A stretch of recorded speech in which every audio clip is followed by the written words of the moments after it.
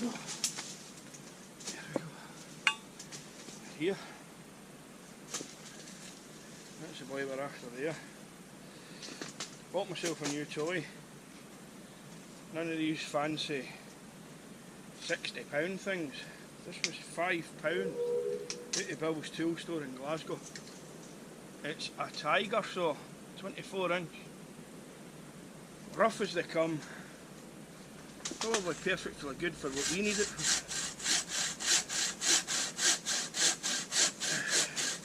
£5 and a blade. How good is that, eh? Money for old rope, innit?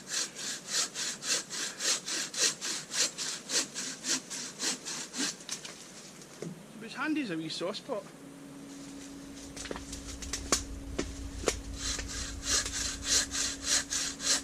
Because I'm right next to camp, I'm just cutting these right handy, and I'm using the branch itself to hold them rather than dragging it back to camp and having to cut it. There. It's not exactly bone dry, but it's we've had quite a lot of rain recently, so it's good enough. We'll find other stuff, and that will allow that to come up to speed. Once we've got the fire running, it'll no be long and drying out.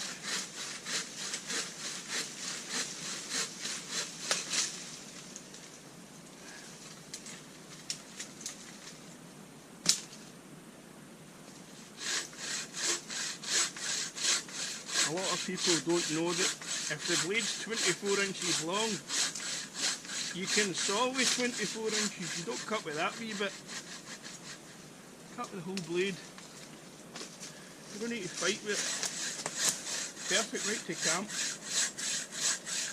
The blade will do the cutting. No reason to force it. It will happen. You don't break too much of your sweat.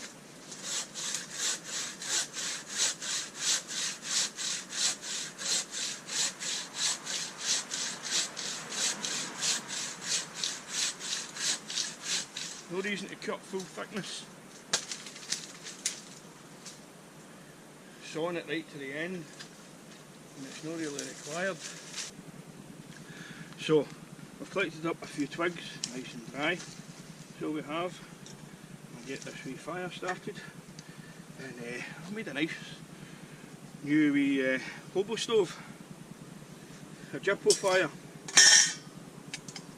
Got a wee air breather for inside, some holes in the bottom, some wee sticks on it, all made out of stainless steel. That clips it onto my rucksack.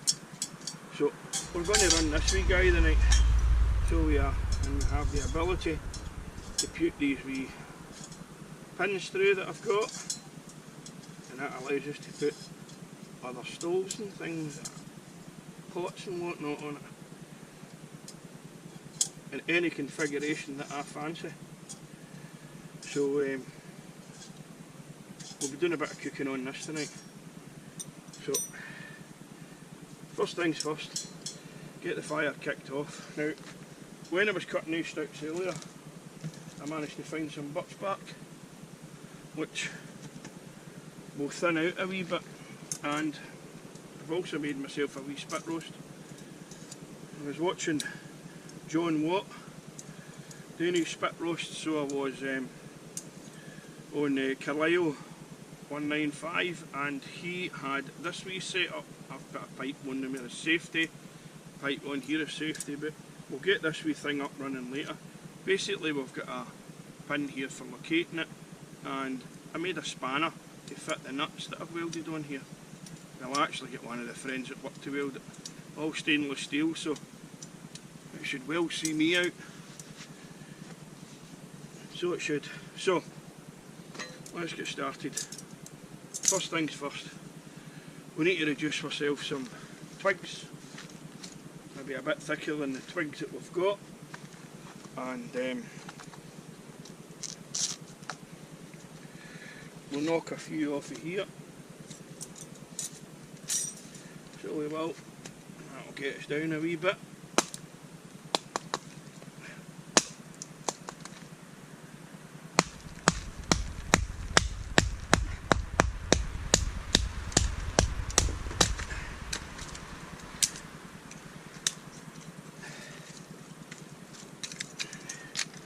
working our way up into slightly bigger sticks, so that once the fire's going, we can offer it something slightly more substantial.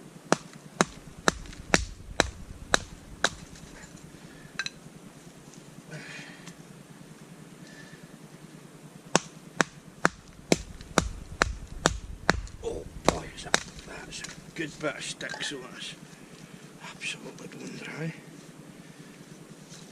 So between them and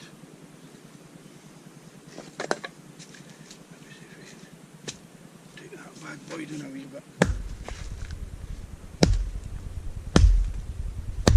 This is it. Beauty of cutting sticks on ground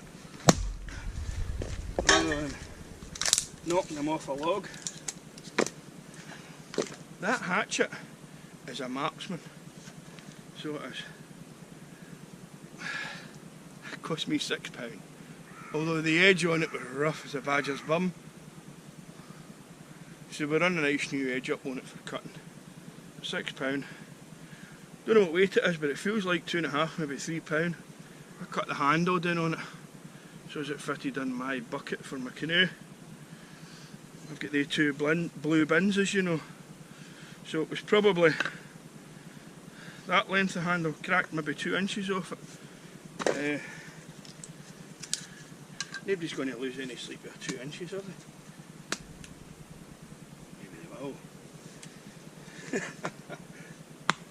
Maybe 2 inches counts in some walks of life. Not when you're rough. So, working our way up to some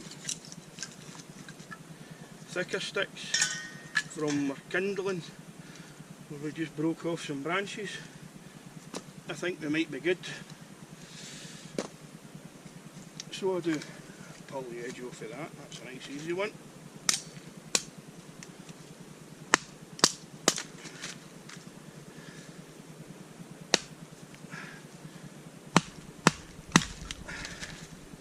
Beautiful.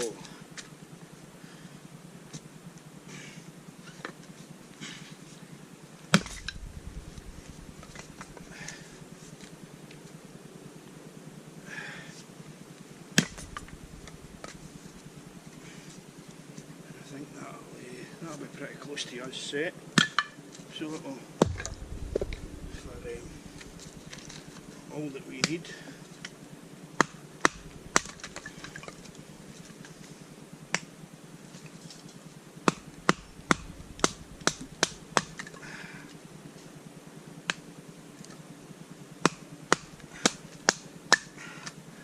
This is a BG knife, Bear Giles. Seemingly you can hammer things in with that. Why you would want to, I don't know. It's got 2 holes in it here, in case you need to tie it onto a stick to make a spear, just in case you want to hunt anything. Although I've got an eye in my head like I did Kipper, I couldn't hit a coo in the arse with a stick. In my younger days I might have. Now I'd be probably pretty lucky if I hit the coo. So we've got a bit in the array of sticks here, and we've got all these bits and pieces which I will break down further.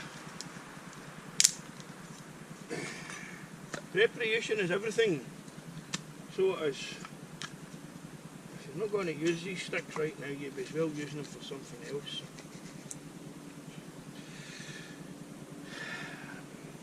Using them for holding my setting sticks. That broke kind of slow, that might not be too dry. A nice sharp smack when it breaks, nice and clear, no resistance. It's always the best. No resistance. Perfect. So I just picked these from in the bushes, just alongside where we are here. Anything that's up where it can catch a touch of wind or sunshine or both would even better still is usually good leaves on it doesn't work. If you scratch something and you see it green, it's not any good. That's a good sound. That's a good sound. That's a good sound. Anything that's no dead, it'll not have a nice smacking crack, or anything that's wet doesn't sound like that. That's paramount. That good crack. This is all rhododendron in about here, in about the coast where we are in Lochlann. Rhododendron is a phenomenal wood. It's very rich in oils, and it's very, very hard. When you find it as a dead standing, it's rock solid. So that is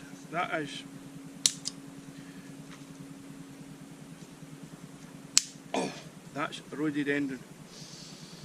It's got a lovely earthy smell to it. It never loses that. That might be damp, because that took a wee bit to break, so we'll keep that out of the way. But it will go later. Rhododendron, nice and dry. So again, what we'll do is we'll categorise these. Blah blah blah, you know what I mean.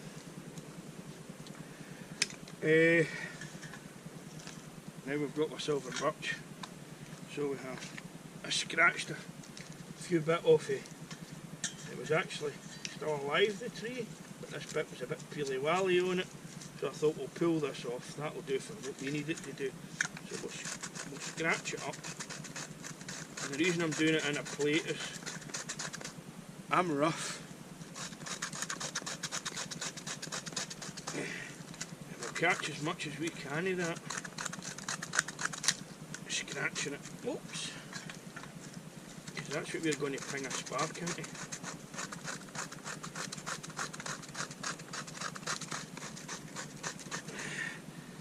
Anybody can light a fire with matches if they're dry. Fall in the water, the fire's not happening. But with the fire lighting rods that we've got now, with bimetals and trimetals and quad metals right up to dodetrahedral 12 up to 8. There's loads of different ways to light the fire. But I bought my fire lighting rod from China, and it's a beauty. There it is there. It must be 1/2 inch thick, and it was maybe 5 inches long. I set it in a nice bit of hazel and just strapped it together onto my knife here, so as that I will not lose it. The BG gives you a ferro rod, there it is there. You get sparks with it. Again, in a survival situation you could maybe get by with that. But in the luxury of not needing to survive but just crack up a fire, then this is fine. So we'll process this down a wee bit further. We'll get the big bits out of the way.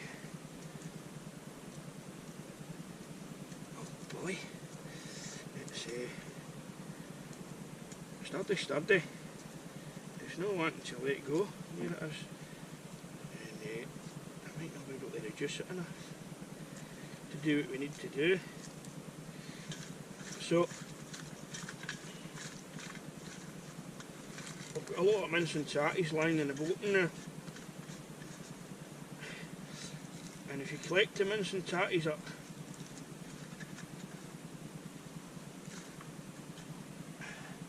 and sprinkle it quite heavily, like a very fancy seasoning, this is your fire. So I try and make this rigid, it doesn't move, and I try and move the rod. The rod is the one that chucks the sparks. If you do that, you'll hit the product that you're trying to light, be it cotton balls and Vaseline, be it Firewood, or be it what we're using here, birch bark. So I try and hold this in a rigid position and pull the rod back to generate the spark. And let's see what happens.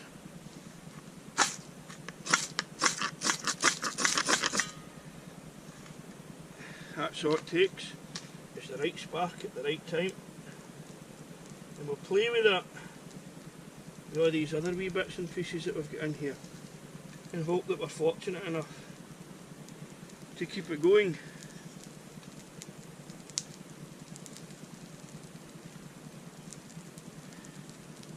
certainly hinting at it. Birch has a wonderful property then that it rolls up and it creates its own chimney as it gets heated. There you go, see it rolling up. And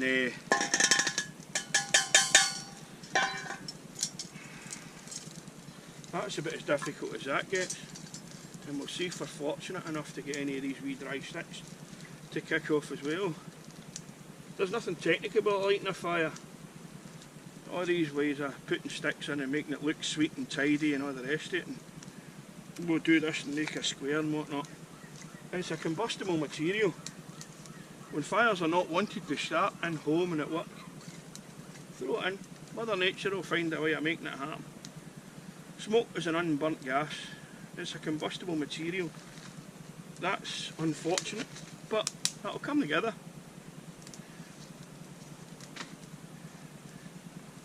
It's no rocket science. Here it is, lighting a fire. It's faffing about.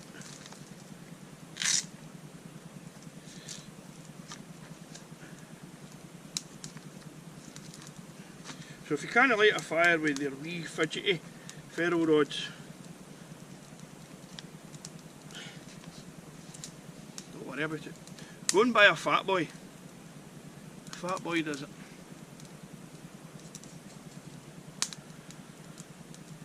And I think that's us. I think we've successfully completed the initial stages of cooking.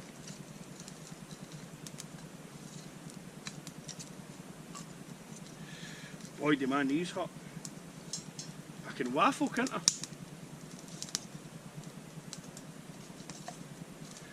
So, that'll do that. Oh! Yeah, the old geriatric will try and get up. The beauty of that wee fire is it's got 100% airflow around about it. Initially, when you're kicking up every fire, you get a touch of smoke, but you watch how soon that wee guy runs clear.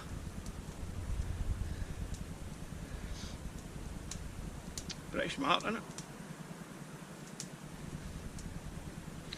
None of these smoky campfires in your face scenario stuff anymore. Since I made this wee guy. So as I was saying, we'll get all this stuff up and running shortly, so we'll...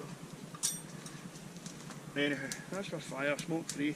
Now I need to lean over the fire. Set fire to me and my... Oh, what is it? Set fire to me and my rab tap, trying to put the camera off.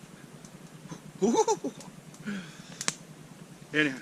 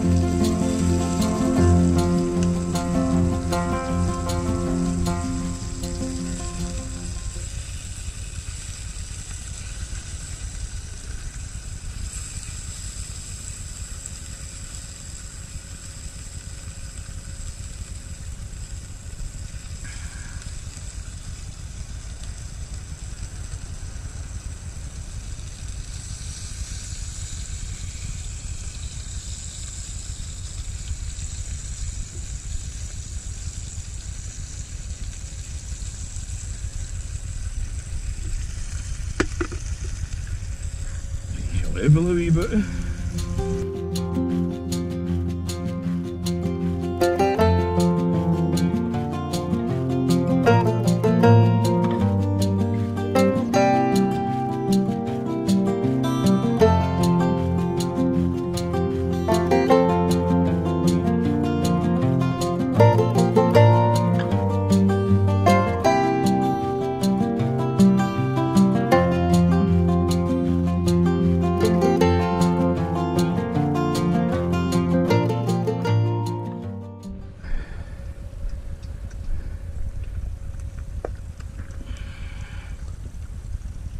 To make a fish turner. I think that's just about rough enough, isn't it?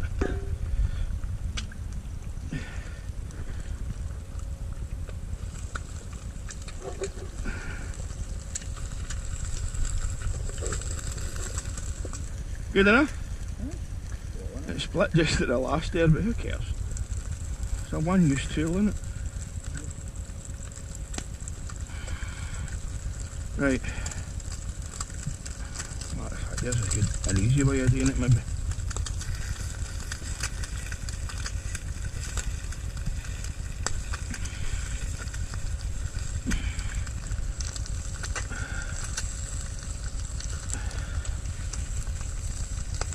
Have you got a plate? And do you want your eggs runny or flipped? Yeah, flipped them for a wee second. See how the white shit goes. I think they're just natural. See when it comes to a fried egg, man. No, they could be. I think it's the oil. They porkers are pretty oily, but I think they're oily the right way. They're stunning, aren't they?